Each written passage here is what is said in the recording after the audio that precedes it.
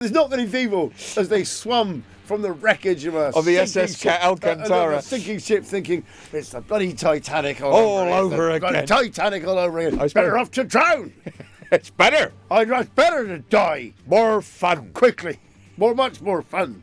You know, you can either see him as weirdly lucky, but no one else around him is. That's where your soul will burn for eternity.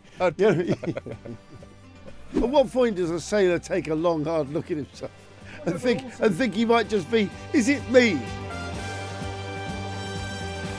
Hello there, welcome to episode 35, podcast 35 of Bloomin Legends. I'm Johnny Vaughan. This, of course, is Gavin, the Woodman Woods. All right there, Gav. Yeah, really good. I'm really excited about today. 35 really starts to feel like we're cracking on now. We've got our YouTube channel where I know some of you are enjoying us. If you're not enjoying us on the YouTube channel, you can get involved. You can get involved there. We're on Global Player, obviously, if you're listening to it. But the nice thing about the YouTube channel is you get to comment, you get to get involved, you get to become very much part of the fabric of the podcast. Sure, absolutely. You're in the room with us. You really are in the room with us. You're then supplying content. Yeah. And please do that. Please. Yeah, please do that. Please do that. Please. If you want to understand a little better what I mean, at the end of this podcast, we will be doing your Bloomin Legendary stories. If you have got a Bloomin Legendary story, obviously bloominlegends@global.com. Email us, as so many of you do already, bloominlegends@global.com, or you can just tell us a story in full on our YouTube channel. We're also available on @BloominLegends, which is Instagram or TikTok, where you can drop your own Bloomin Legendary stories then. They haven't got to be long. Just great little incidents in your life, lovely little anecdotes. We had one in the last episode of a guy who won his school javelin competition by merely waiting till everyone else had failed and then just dropping the javelin 30 centimetres beyond the line they were throwing from. The only javelin of the day that actually counted, something he did deliberately. And it was Bloomin Legendary. Genius. And still someone thinks of that today. So your Bloomin Legendary anecdotes, please drop them down below. It can be anything. And so we come to today's Bloomin Legend number 35. Gav, who have we got today? Because you've told me nothing. Today's legend, Johnny, is Arthur John Priest. Arthur John Priest. It's a great three-name name, already isn't it? It sounds like Arthur John Priest. You are to be taken from here. You've been found guilty of murder in the first degree. Absolutely. Anyway, Arthur John Priest, he's been described as the Unsinkable Stoker. Right. This is a shipwreck story. Okay. This is about someone who survived untold maritime adventures. You can't watch any shipwreck story without thinking what you do. I know, it's you quite can't. Extraordinary. You can't. I know. And if, as the comedian Bill Burr has pointed out, if you're male, that's how you view these stories, because you think, well, I'm not allowed on the lifeboats. Yeah. I am going to fall off the chimney stack. You know? Right. I don't know, a lot of them. I think what you start doing is even the build-up to the actual shipwreck. Yeah. You already start looking around for rafts, don't you? Your eyes move. No, as I'm watching the film, I'm thinking, look at that door. Yeah, I'll won't work. Lash about 5 of those together. I can use probably a bit of sheeting there. I need a mast. I'll get a mast stick. A bit of a rudder. Yeah. Want a table tennis bat? That'll work. I'll just stitch some table tennis bat to a broom. I just need some rope. Who's got some rope? No, but I'll even look at it and think I'll just rip out a bathtub. Yeah. Rip out a bathtub. Yeah. As long as I've got the plug in that pretty solid metal plug, I'm fine with that. Yeah. Get some floats out the side, like Hawaii style. I'll get 2 bits of mast. Outriggers. Yes. I'll get some outriggers. But I can't watch any shipwreck thing. I'm all the time. I'm sort of thinking, okay, it's fine. Maybe I can get a mattress, blow that up with air. But if you're on like a cruise, like at the Titanic, which we're going to come to in this story, if you're a rich aristo, you'd be like, Watkins, tie yourself to the side of this boat. Right. There'd be servants tying themselves. Do you know what's really weird? Is in the Royal Navy, the laws of the Royal Navy, there are provisions for shipwrecks. For what to do in the instance. So if you are floating on a piece of wood, and your captain, who said abandoned ship, once you said abandoned ship, all bets are off. Right. But if you are this is in the rules. Yeah. If you are floating on a piece of wood, and your captain swims up, if it can also support his weight and yours, he is your captain. Look at me. Sure. I'm the captain now. It becomes the ship. Yes. If it can hold both of you. If it can hold both of you. That's so specific as well. Yeah. If it can support the weight of two men. If it can only support the weight of one. Yeah. All bets off. Yeah, you can shove him off. You can fuck off. About captain. Get your hands off. Get off. They don't even try. You're not my captain. As you hold him under. It will support most of us, you scoundrel. I'll be using you as a float. Easily two men. Yeah, right. No, it's amazing. There's naval provisions about rules about how you. I suppose they have to. Yeah, there's naval provisions about how you draw lots for who gets eaten in lifeboats. Oh, man. Yeah, we've covered that before. Okay, let's go. Anyway, quick bio. Arthur John Priest is known as the Unsinkable Stoker. He was a stoker in the bows of the ship. He was a British sailor who survived 4 shipwrecks, including the Titanic and her sister ship, Britannic. Despite being nearly killed multiple times, he kept going back to sea. He is supposedly the man the ocean couldn't claim. Wow. We've had the unkillable soldier. Now we've got a sailor. Yeah, the unkillable soul. That's right. Yeah. From the unkillable soldier. Because I think that's what you are at sea. Souls. Yes. Souls. It's same on aeroplanes, isn't it? They lost 300 souls. Is it the same on aeroplanes? How many souls on board? Is it? I don't think it is. I think when you have a Mayday, you describe how many souls are on board. Do you? Yeah, for people to understand. Right. I'm not 100% sure. No. But all rules come from the Navy, including horse racing and airlines and everything. All rules and most sayings come from the Navy or dog fighting. You find Yeah, so right. One of those two things. Yeah. So, born in 1887, Arthur John Priest, Southampton in England. Good Navy start. Son of a dock worker. He grew up surrounded by ships and he joins the Merchant Navy. It's Merchant Navy Southampton, isn't it? I guess. Well, that's where he joins. It's in Royal Navy Plymouth. I don't know. I mean, sorry, Portsmouth. Yeah. I don't know. I'm not sure, but yeah. I know they hate each other because of the war. Why? Portsmouth and Southampton, because one is a merchant town and one's a Royal Navy town, and it was felt that they weren't offering them the protection they should and would always protect each other. Because the merchants were always getting sunk by U-boats. Yeah. Which one they lost in the war? Oh, it's thousands. It's 37,000. It's insane. They lost 37,000. The amount of ships. That's just the ones on the. They've got a war memorial, the Merchant Navy, by the Tower of London. Right. And there's 37,000 names on there. That's insane. Unbelievable, isn't it? I think that's just That's the Atlantic. I don't think that even covers any other. And you've got to gulp theatres. before you got to gulp before you say it. The North Atlantic Russian routes.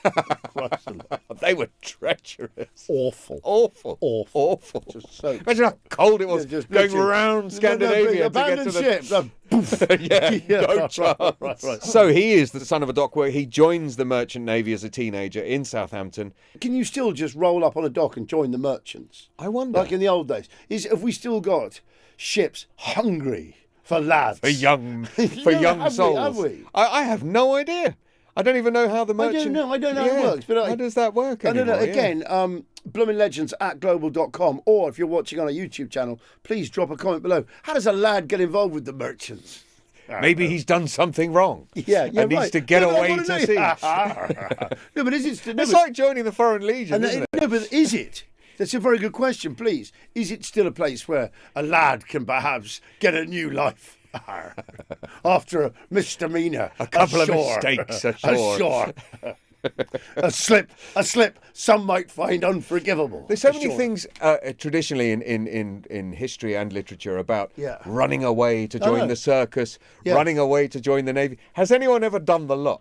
Has anyone ever eloped, then joined the circus, then joined the Navy, and then ended up doing so many wrong things he had to join the Foreign Legion as well? Also, when was it frowned upon to run? There was a time when it was heroic. Of course. When was the time it became frowned upon to literally turn your back on everyone and just run and hide?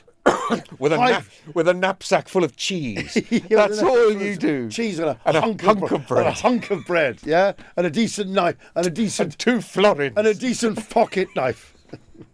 A decent pocket knife and a change of shirts. Not even a letter of introduction to Mr. No, maybe a letter to Mr. Jaggers. And a letter of introduction from an uncle. Yeah. Anyway, he starts off as a stoker, one of the men deep in the engine rooms, shoveling coal into the furnaces. It's brutally hot, dangerous and loud. somehow Arthur ends up on the wrong ship every time. Okay. So 1908 to 1911, there's no war just yet. No. He joins RMS Astoria. Royal Merchant Ship Astoria. Yeah, he joins 1908. It's a steam packet from Belfast. On its maiden voyage, it's struck by another boat. Another boat. Wild Priest is on board. There's reports that the boat sank, but it didn't actually sink. It carried on as a hospital boat during World War II, so it did survive the collision. Yeah. But it was damaged after the first impact, taken out of service. Priest left the boat unharmed, even though he was working right in the bowels of the ship where the collision happened. To me, I just don't see what's in it for a stoker. I don't get it either. I mean, the only way is up for a start. No, but the thing is, a stoker on a steamboat, you're so valuable if you're good at it that they're not ever going to promote you. No. They need you to keep shoveling. No, there's the chief engineer. He knows how everything works. Everyone else is just shoveling coal. Just strong men. But there probably is good promotion there. There might be, wait for someone to leave or whatever, but it just looks like hell. Well, wait till you hear. Okay, have you ever been at the footplate of a steam engine? No. Okay. Is it hell? Okay, it is hell. And this is my point. Is I think you could almost mark religious decline worldwide to the advent of the railway. Yeah, no, to the farewell to the steam engine. Right. Because if every day you're around furnaces, yes, that's exactly what all preachers, particularly in the Church of England and Anglican Church, were always on about. Yeah. The furnace of hell. Always. Now, if you're standing there, if you've never been by a furnace, it's crazy. If you've stood at the footplate of a train, you look in there and it's just literally, you open it up and it takes your fucking face off. It's so like staring into a blowtorch. Yeah, and everyone was. You know, if you've been to a forgery. The steelworks. All these old school things. Like, I've been down a mine. There's no furnace down there. Obviously, you don't start fires in mines. No. But so fucking hot down there. Really hot. Oh, in the depths. Yeah. And sweating and breathing coal dust. You know, but I've been at the footplate of a steam engine, and you can really realise that if you're preaching about furnaces and the fires of hell, and every day people experience that, or kids get up on a footplate and see a furnace, then they get it. Definitely. If you're preaching about the fires of hell and no one's ever really even seen flame before, like they're sodding barbecue 3 times a year, you're not selling hell for me. Yeah, good point. You know? Yeah. So all children at Christian schools, there should be the school furnace where everyone can go once in a while. They say, this is where you'll be going. That's what it's like, yeah. That's where your soul will burn for eternity. Because when you do say that sort of thing, you become Scottish. You become Scottish, You become a puritanical, Presbyterian. Every school should hire a Scotsman who is responsible for the school furnace and warns them that this fiery hell is where you'll be going. Laddie. Laddie. Yeah, right. Always laddie. Yeah, right. Anyway, as a laddie, Arthur John Priest is a stoker in a steam packet. Must have been. Horrible. Hell down there. But he survives. This is his Bloomin Legend moment, number 1. He's already on his first boat and it crashes. Wow. And he survives. He gets out of there unharmed. So Bloomin Legend. But this is child's play compared to what he's about to experience. Gav, are we going to say every time you survive at sea, that's Bloomin Legend? It's got to be. Yeah. I mean, you'd survive anything if you just had that as a memory, you'd tell people. So he leaves the Astoria. He's now finding another job. He's on the Olympia. Okay. So this is this big ocean liner, part of the Titanic and the... So there's the Britannia, the Olympia and the Titanic. And they're all the same... They're 3. Right, okay. They're Olympic class from the Wolf, Harland Wolf in Belfast. The shipyard in Belfast, yes. Yeah, there's 3 sister ships. And this one, the Olympia, is the lead ship of the Olympic class liners for the White Star Line. It was the first one they made. He's now a stoker on this boat, on this ship, and he receives £6 a month as his wage, which I looked up. It's about 900 quid a month, so it's a real beginner's job, isn't it? Yeah. But you remember, while you're on board, Gav, you're saving. Oh, absolutely. This is where he meets another fellow ship survivor, Violet Jessup. She's also famous. We've had her on the radio show before. She ended up working on the next 3 ships as a nurse alongside, so they were both working on the same ships. He sailed on her maiden voyage from the UK to New York in June 1911. Later that year, whilst cruising near the Isle of Wight, the Olympic collided with the battle cruiser, the Hawk, and took on significant damage. The Olympic somehow managed to avoid sinking during that incident, even with 2 of its lower compartments completely flooded by the hole made by the Hawk. Again, Priest was down in the lower levels of the ship, but avoided any major injuries. Yes. That's his second shipwreck now, he has survived. That's Bloomin Legend moment number 2. What's interesting about Bloomin Legendary moment number 2? Yes. Don't tell me he goes on the Titanic next. He does. Okay. As does Violet Jessup. What's really interesting about this is that this incident in Southampton with a Royal Navy vessel, many believe, because of the window configuration in the Olympic and the Titanic, because they look identical from a distance. They look identical, but in the bridge, the front of the bridge, one has round windows, portholes, and one has square. Right. I can never remember which way round it is. Yeah. But somehow they definitely, and this isn't a conspiracy theory, without doubt they swap. Not the boats are swap, but I'm just saying the names. The windows are different, because many believe that the Olympic is then, because there's no insurance claim, and the White Star Line is going to lose an absolute fortune. Yes. It is taken to Belfast to be mended. Yes. After the collision. Right. But a lot of people say it's not mended. What they do is patch it up, rebadge it as the Titanic, and send it on that voyage. The Titanic is never hit by an iceberg at all. But the repairs have failed, and they don't. Repairs have failed. They patched it up. They're going to claim it's. But this time it's insured. They're going to claim it's hit an iceberg. Right. And by the time, and it'll limp into New York with no damage. They weren't intending to sink it. Right. Yes. They never thought it would sink. Yes. That's what a lot of people think is the real Titanic story. It's like if you've got like 5 big dents in your work van. Yes. And then you scrape it one more time. Yes. But when you claim the insurance, you say, no, it all got done in the one incident. It is exactly the same principle as that. It's exactly the same principle. So you just head to nudge an iceberg, which you're sort of vaguely looking out for. Enough to need to limp to New York. Right. Yeah, wow. Give it a little prang on the side of an iceberg so something is reported. Right. And then you're away. And you're free and clear from the incident. But a lot of people said they didn't feel anything. They'll sort of say there was a big scraping thing. But you can do that on a boat simply by reversing the rudders. Sure. You can make any ship judder at any time. Yeah, interesting. You can fake that moment. What is interesting is originally the Titanic and the Olympic, one had the little round portholes at the front, and you can look this up online. The other had the square windows on the square, whatever. The front of the bridge, the port squares on the front.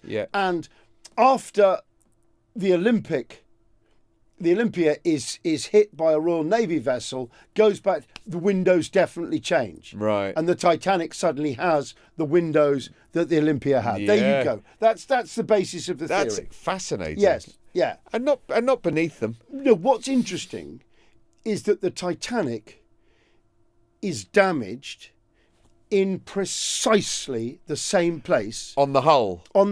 As the Hawk has hit the Olympic. As the Hawk hits the Olympic. Yeah. Wow. In exactly the same. Because you can see the insurance claim they put in. And it shows it on the... Wow. Yes. That is interesting. That's really interesting. That is really interesting. Because there was a lot of money at stake there. A lot of money at stake. A lot of money. Yeah. Anyway, whichever it was, whatever was labelled the actual Titanic, that's where Arthur Priest ends up. Yeah. His next ship... In 1912, RMS Titanic, he's on the 6th of April 1912, he signs up for the new unsinkable ship. It sets sail 4 days later. That's what I mean is weird. Yeah. Is they're already calling it unsinkable. Yeah. When that happens. Because they had the compartmentalised below decks where they could seal off doors. I just think after the first incident with an identical ship, they're trying to lower their insurance. Because otherwise the insurance rate's going to... if it's unsinkable. You've already crashed one of these things and it nearly sank. So they're calling it unsinkable. What? Unsinkable boat sinks. Someone smell an insurance scam. Well, he's been on 2 shipwrecks. It's like trying to insure an uncrashable car. Yeah, I know. Or an unstealable car. An unburnable warehouse. That's right. Yeah. An unburnable warehouse. Well, when I'm thinking of insurance claims, I think of warehouses. You try me. Yeah. So he's on the Titanic now. He's had two shipwrecks already. Now he's on the Titanic, which sails 4 days later on the 10th of April, firing up 24 of its 29 boilers. Right. 29? I know. Surely it's an even number. Yeah, no, needs to be. There'll be one there that's just for, like, I don't get baths. The captain's bath. It'll be just for the captain's bath. It will be. Priest was one of 176 stokers. That's how many men were shoveling coal down there. It's unbelievable, isn't it? That's unbelievable. I mean, obviously that covers all the shifts, so half of them are asleep. But imagine the quantity of coal you've got. That's another... Just, Johnny, the eggs alone. But can you imagine Don't the even coal? Get me on the eggs. The amount of eggs they must have had on board. Sorry, if you don't watch Gav and I's 4 till 7 thing, which is on every day, we've become obsessed with the amount of eggs liners must need for 5,000 people. And every time they put into dock, they must have to take on like eggs. 80,000 eggs. Well, more, we need 80,000 eggs. Having worked in catering in my past careers, eggs are used all day. Yes. Breakfast, lunch, dinner, Can you imagine breakfast? tea. Everyone wants a... Every meal involves eggs. You can't have a powdered fried egg. No, you can't have a powdered boiled egg. Poached eggs. I mean, there's loads of breakfast. No, the big three. Yeah. Okay, scrambled, you can start powdering Maybe, those. You can powder those sure. up. But people like a bit of texture on luxury ones. Yeah, sure. 5,000 people, yeah? Oh. So everyone's having, already, by the end of breakfast, you potentially got rid of, let's say, 6,000 eggs. Oh, way more. I'd say maybe 25,000 eggs. And then the chefs are now prepping lunch, and that's which includes dessert. Yeah, half of which has got eggs in it. And this is before you've even got started on cake for afternoon tea. Yeah, and dinner, egg sandwiches, a dinner.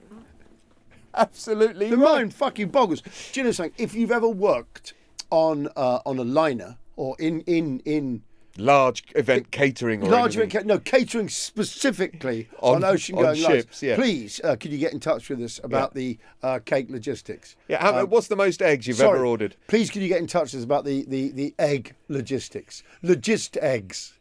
Please, we're obsessed with logistics. And if you think they had a lot of eggs on the Titanic, can you imagine how much coal they had on board? Christ alive. For these 176 stokers. Well, it's another theory, isn't it, about the Titanic? What is? That they had a coal fire already burning on it as they set sail, because you can easily get coal fires. Sure, going. Yeah. I don't know how. Well, I suppose someone being a little bit clumsy with a cigarette. I don't know. I might have stubbed a cigarette, because remember at that time everyone smoked everywhere.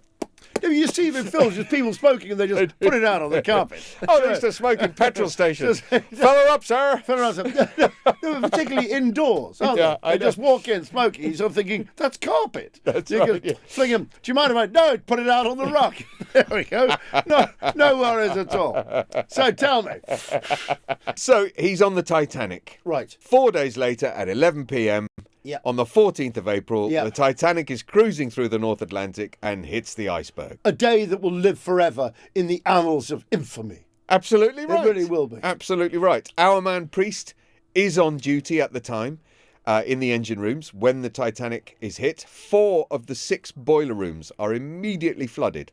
And somehow Priest helps others escape while also making his way up through the flooding decks above the boiler rooms. Wow. And he finally leaps into the freezing Atlantic Christ. Before watching the Titanic tip up and sink entirely. Hell of a thing to watch. He swam for hours. Did he? In the freezing ocean in just his work uniform of shorts, vest, and boots. I don't know if he was wearing boots, but short, because it's so hot down there. Yeah, you're right. He didn't have time to put on his coat and hat. No, but to dive in. That'll just drag you down. down. It would do, definitely. Until he was eventually picked up. The miracle is he could swim, because it was considered very unlucky. Particularly fishermen never learnt to swim. Navy people never learnt to swim, ever. But also shorts and vest in that temperature of water. I was wondering if he perhaps had some Geordie in him. Yeah, a little bit of Geordie. It's possible. The reason they didn't learn to swim, and fishermen didn't learn to swim. Why? So you drown. So what, instead of having the hope? Yes. And the long, horrible death? Yes. Yeah. Easier to drown rather than struggle. Right. Then you just drowned. It's Cornish logic, isn't it? Yeah. It's Cornish logic. Better off to drown. It's better. It's better to die. More fun. Quickly. Much more fun. I'd much rather do survival backstroke for 7 hours. Yeah, right. They didn't want to do that. But no, he survived by doing butterfly for the next 10 hours. Yeah, he did. No one's ever survived doing butterfly. Backstroke. So where did he swim to? Well, he got picked up by lifeboat number 15. Yeah. And then survived hours in those conditions before he got onto the Carpathia, right, which was the steamliner that responded to the SOS. It saved the Carpathia. Saved. It was a very still night, though. No way. Yes, that's right, but very cold. Well, it was going to be cloudless, cold, wasn't it? Yeah. It saved 705 of the passengers. The estimates of how many died was between 1,490 and 1,635. So it's 2/3 of them died. It's crazy. People are obsessed with it because it is, even though we win a war after that, it's always seen as the death of empire, isn't it? That's it. Yeah, because it was the unsinkable expression of empire. Yeah. And there was a lot of white tie aristos and rich people on board. Seen as that's it. That was the death of us. Yeah. Wow. Maybe it was. I don't know. He survives the ordeal. Who knows, Kevin? He survives. He had a bit of frostbite in the toes. He loses his toes and several friends who worked alongside him. But he goes... What about Violet? He goes. Well, she's on the next. She survives as well. Okay. He decides. It's starting to look a bit conspicuous, isn't it? No, what I'm saying. But that's just coincidence. But hang on, wait, Gav. Surviving the Titanic, Bloomin Legend. The most famous shipwreck in history. Ever. In history. The most famous boat in history. Well, not just that, but this is his Bloomin Legend. Not only does he survive the Titanic, he goes straight back onto another ship afterwards. Christ. Chief, I wouldn't let him. I know.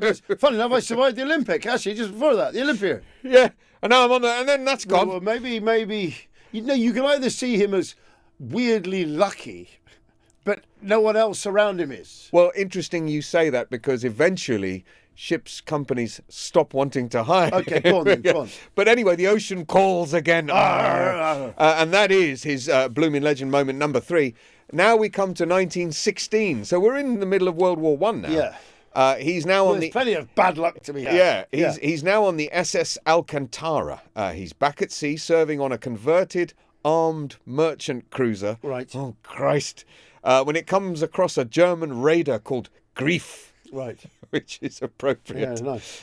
His ship is sunk in a battle with the German raider, who opens fire on the cruiser that he's on. The first shell hits the bridge of the ship, disabling the steering. Grief then came to within 700 yards and fires a torpedo at him. Oh dear. At the ship, which hits just below the waterline. Nice. Worst place for it. Blowing the engine room and boilers wide open, right where he was stoking. Right. The ship capsizes. How come he wasn't killed in that one? Well, Priest manages to swim clear of the ship before it sinks, so it's obviously halfway under. That's how he feels when he's in the water, going, "This is old. This is old toast. This is been through not before." again. Yeah, not again. It's like the No, there's not many people as they swum from the wreckage of the SS Alcantara, a sinking ship, thinking it's the bloody Titanic all over again. Titanic all over again. I can't seem to catch a bloody break. This has got sinking ship written all over it. Not again. That ship, the Alcantara, takes 29 of its crew down with it. Gav, another Bloomin Legendary moment. It's unbelievable. He swung clear of a sinking ship. Just before his ship is hit, the Alcantara, which is semi-armed, manages to land a shell on Grief's ammunition stores. Oh, Christ. Which is the holy grail of all naval gunnery. Well, unless you're in the water quite near that boat. Yeah. That's right, yeah. Causing an explosion which damages the ship's weapons, stopping the Grief from firing. Very appropriately named Grief. It's really giving them grief, isn't it? Grief retreats and another ship passes by, plucking Priest and his fellow survivors from the water. So that is Bloomin Legend. Well, a lot of the time, remember, the convoys just went on. Yes, they didn't help They carried each other, on, no, because another thing they used too much of a risk to stay there. That's the thing they used to hate the Royal Navy for. Like I say, that Southampton, Portsmouth merchants, Royal Navy thing, they wouldn't go, because the vital thing was getting. The convoy system. It's a numbers game. It is, yeah. It's a numbers game. 100%, and they knew they were going to lose X amount every journey. They're gone, and they had to keep going because we can get more men. Yeah. We can't get more jam. No, that's right. Vital jam. That's right. Rocking horses for the children. from made in Pennsylvania. We can get more men, but tinned peaches are scarce. That's right. We can get more men, but no one's seen a banana since 1942. And we've got to get through. Yeah. Anyway, yes, so he survives that. His ship is now blown up. So he's hit the Titanic, and now his SS Alcantara is blown up. He swims out of the bowels of that one. Wow. As you say, saying, "Not again! Not again!" Anyway. Bloomin Legend moment number 4. Absolutely. So what does he do next, John? He joins another ship. He rejoins the sea. Yeah. He joins HMS Britannic. Do you think he's still... You're kidding me. No. He's done the whole... This is in 1916. This is still during the war. But this is the last one of the Titanic. Of the He's 3 seen 2 White Star liners, Yeah, right. 2 sinkings down. He's still not afraid of going down. November 1916, 6 months after the Alcantara has gone down, Priest joins the Britannic as a stoker. Well, I know what happens to the Britannic. Well, that ship ends up eventually being converted into a World War I hospital ship. Yeah. But the ship was redesigned after Titanic sinking to try and improve its stability. Yeah. They added double-skinned hull and a higher watertight bulkhead within it. The ship was in the Aegean Sea when it collides with a mine. Yeah. On its starboard side, the reaction was slow, as the explosion was not felt as powerfully within the top decks. But the captain eventually orders watertight doors below decks to be closed. Luckily, the order came quite late, allowing Priest time to run through, just like you see in those movies. Yes. Run through the doors, swim out of his department before they were locked off. When you're swimming inside the boat and it's not a pool, Yes. I always think that's a tits up sign, isn't it? If you're having to leave work by swimming, things have gone wrong. Doesn't matter where you are, in a building or wherever. But if you're swimming away from your work, away from your station, if you're ever swimming through a doorway, yes.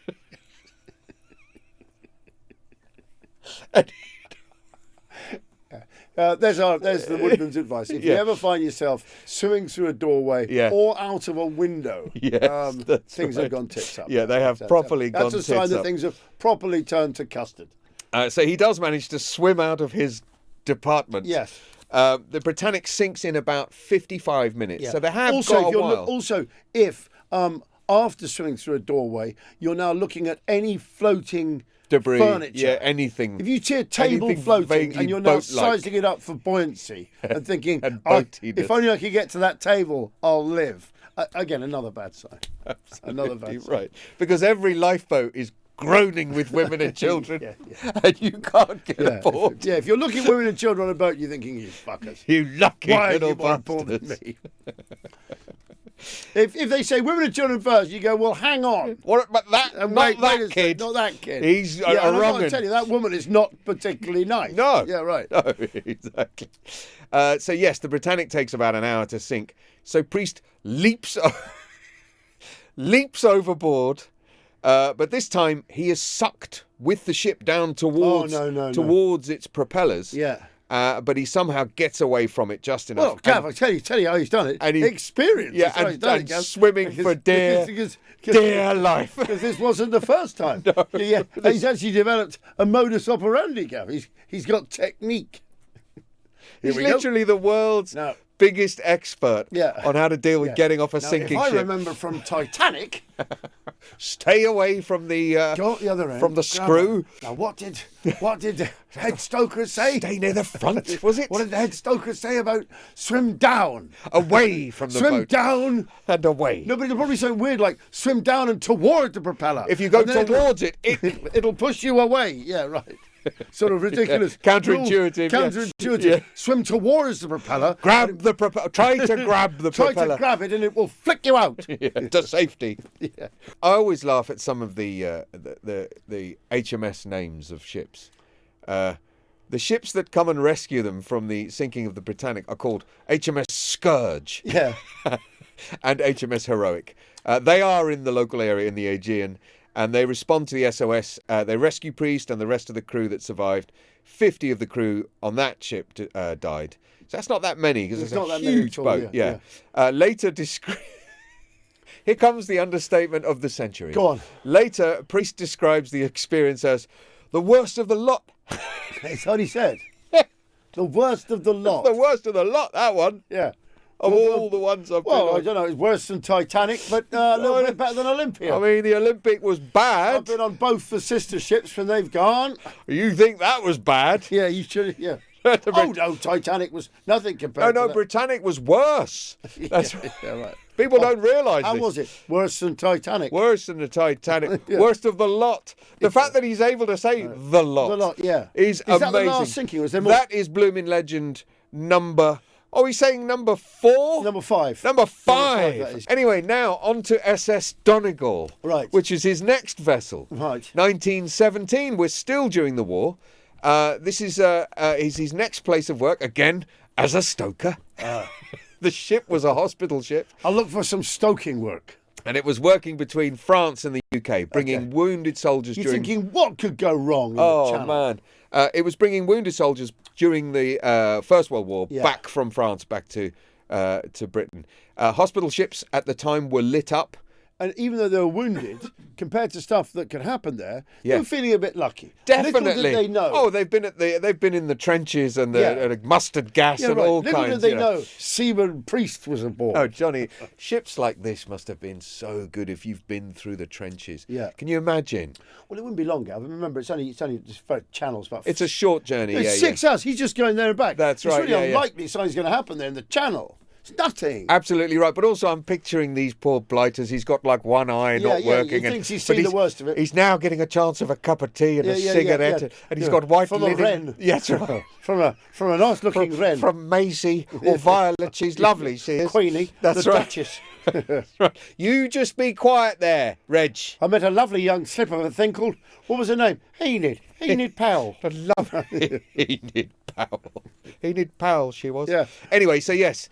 One girl's called Maggie. Arthur Priest is now, in 1917, on the SS Donegal, an ambulance ship during World War One. At that time, hospital ships were lit up, even at night, in an agreement that they would be left to safely pass unmolested by enemy ships. Yeah. At the time, it was known that the U-boats were targeting these boats and attacking them. So Donegal was one of the first hospital ships to be unmarked in an attempt to get past the German boats. On the 1st of March, the Donegal was shot at by a German submarine, but the ship manages to outrun it. Then 3 weeks later, on the 17th of April, a U-boat fires a torpedo at the ship and its escort ship, HMHS L'Enfant. Yeah. They made contact and sank both ships. Right. So this is his now 4th sinking. Right. And sixth ship. His sixth ship he's had to abandon. Christ alive, this is ridiculous. Yeah.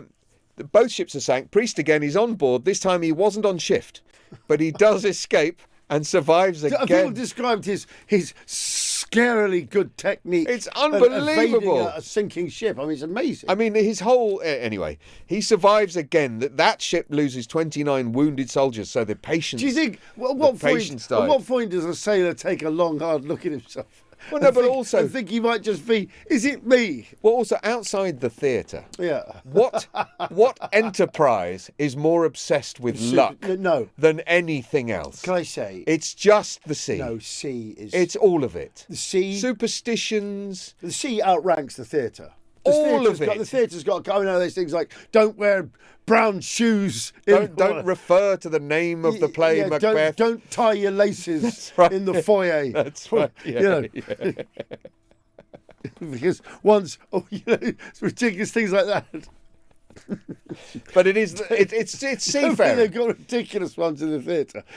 Yeah. It's amazing. If you see a bald man in the gantries, yes, you must kiss his head. And shout, Mercury! Yeah.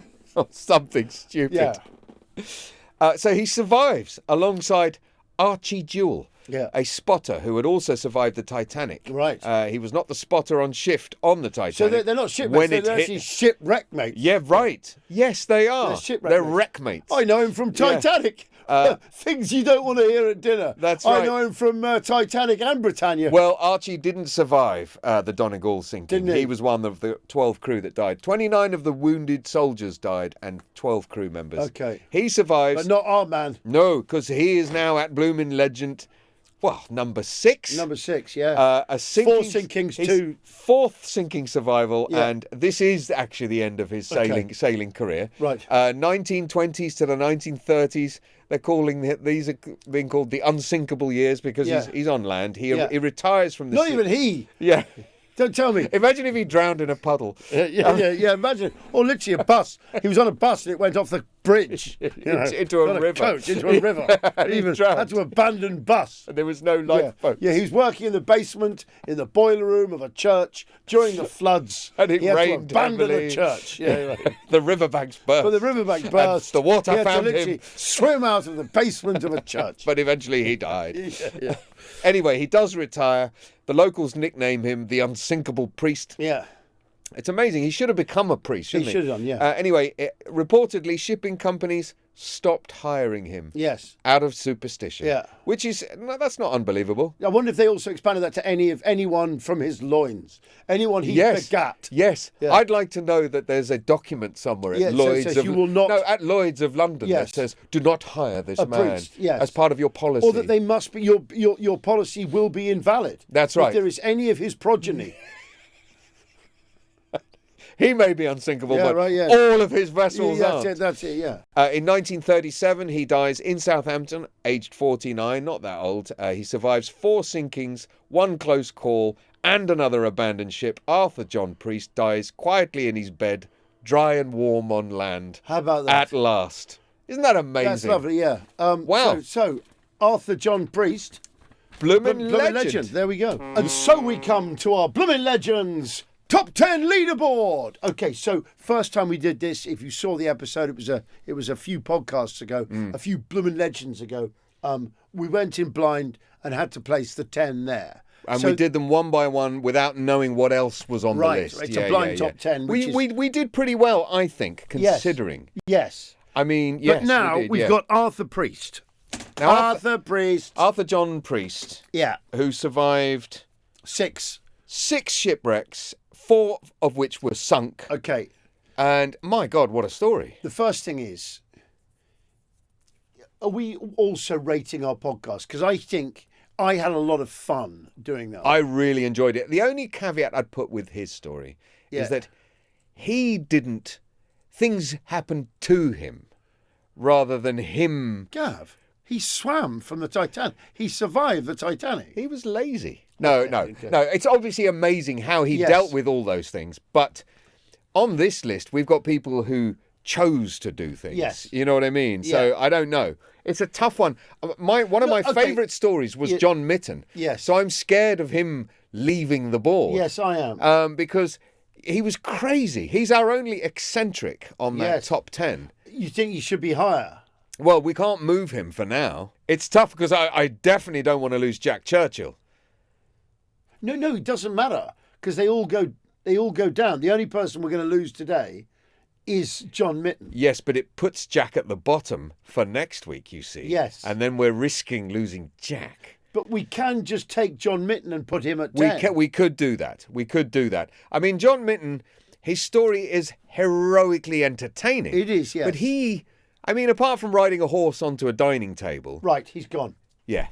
John Mitten, you were there and it was fun. But until we get someone who's going to really bat, this is an unbelievable survival story. And I think these are. If we make our 10th a bit interchangeable, yes, it's like that's true. I'm not going to use words like sacrificial lamb, but there we go. Goodbye, John. It was lovely to know you. It was. But already I've sort of. Put it this way, the other thing, Gav, is that I'm not going to forget the Unsinkable Stoker. I'm never going to forget that either. Right. He was in the bowels of 4 ships that went under the sea. Yeah. As a stoker. Yeah. That is amazing. The Titanic, Olympia, and the Britannic. That's the entire Olympic class. It's unbelievable. Yeah. It's unbelievable. He survived. Unless he was sinking all the ships. Yeah, he could well have been. What a German agent. Right. And so we come to your own Bloomin Legends. To get in touch, email bloominlegends@global.com or you can comment and subscribe on this very YouTube channel. So get in touch with us at Bloomin Legends @global.com, bloominlegends@global.com. You can email us, or you can go to @bloominlegends, which is on TikTok and Instagram, or you can just comment below right here on our YouTube channel, which several of you have done. Gav, what's today's very first listener story? Okay, so Jacob Cale has written in. He says, "Hi.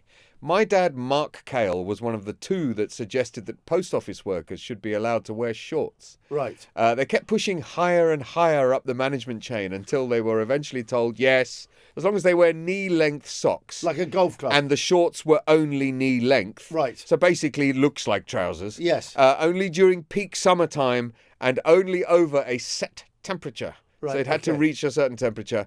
That's pretty legendary. So he was the first to allow that. Also, Jacob says, my granddad on my mum's side worked for Lion's Made ice cream, and after going on a work trip, came back with the idea of having strawberry, chocolate, and vanilla ice cream as one option.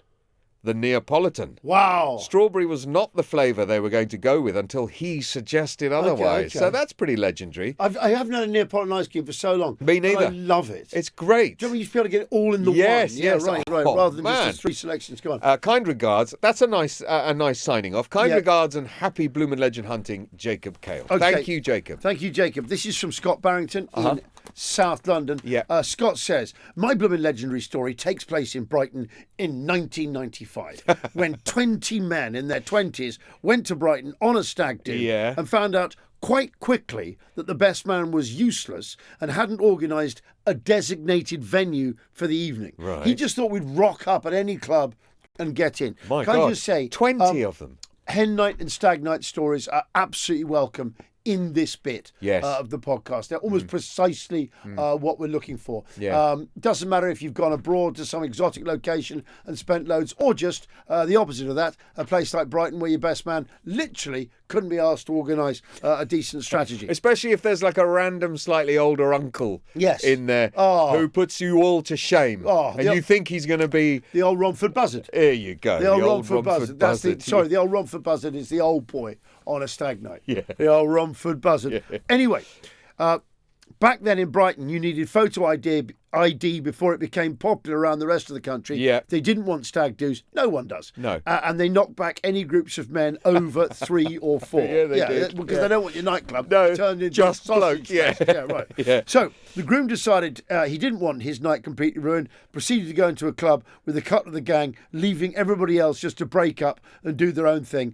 which seems like an epic tragedy to me, considering we've all gone down there to celebrate together. So I hatched a cunning plan. Yeah.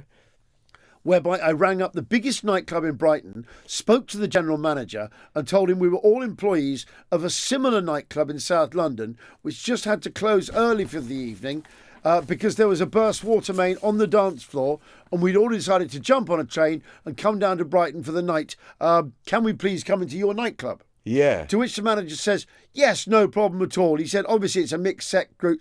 Obviously, we said it's a mixed sex group. Yeah. Because it wouldn't just be 20 men working in a club, would it? To which I said, of course it's a mixed group. There's 20 men and 12 women. Right, okay. Right. So I got the gang together, and as we approached the nightclub, the queue was going round the corner. Yeah. We selected 12 ladies from the queue to join us for free entrance to the club. Genius.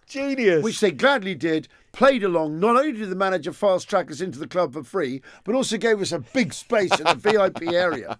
Naturally, this was before the internet. He couldn't check the closure of the fabricated nightclub in South London. Yeah. Or maybe he just knew all along and decided to do us a favour because I was so cheeky to ask. But ultimately, my friends never forgot it. 30 years later, what seemed like an evening about to go to shit was turned into a legendary piss-up with all of us getting into a top nightclub for free and having an absolutely cracking time. Does that make me a bloomin' legend? All the best to you two mavericks from Scott. Yes, it does. Try and sign off kind regards. But Scott. But thank you, Scott. Scott, it makes you a legend. I think it's at least a legend. And also this kind of initiative, it's the kind of thing you end up running companies. Yes, you really do. Yeah. It's legendary. Great initiative. It's legendary. It's not Bloomin' Legend, but it's you are a Bloomin' Legends legend. If you had married one of the 12 girls you got from the queue, if you'd ended that way, maybe it would become Bloomin Legendary. Right. Yes. Or all ended up weirdly having to work a shift there. No. But you're one of the Bloomin Legends. Definitely. Congratulations. Thank you very much, Scott. Thank you so much, Scott. Beautifully written as well. Do get in touch, bloominlegends@global.com, or tell us your stories below, or get involved on the socials at Bloomin Legends, either on Instagram or TikTok. Please try and forward our details and any Bloomin Legends socials you see. Do forward them to your friends and every single person you know. Forward everybody in your contacts. Just forward it because we just write it out on some vellum, seal it with wax, and give it to the post boy. That sort of thing. Anyway, we shall speak to you next week for episode 36, podcast 36.